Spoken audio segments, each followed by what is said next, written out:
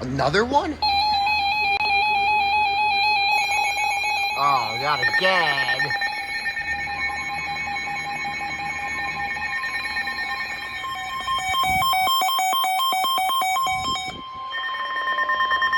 The National Weather Service in Ruskin has issued a severe thunderstorm warning for central Polk County and central Florida until 3 p.m. Eastern Daylight Time.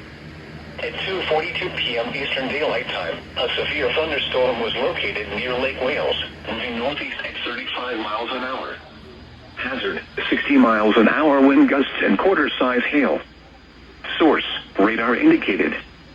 Impact, hail damage to vehicles is expected. Expect wind damage to roofs, siding, and trees. Locations impacted include Point Siena, Lake Wales, Gavee, Highland Park, Waverly, and Babson Park.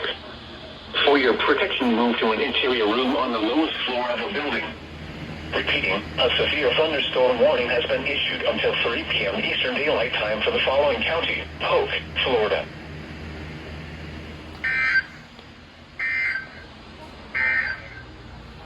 These are the 2 p.m. observations for the local area on Wednesday, March 16th.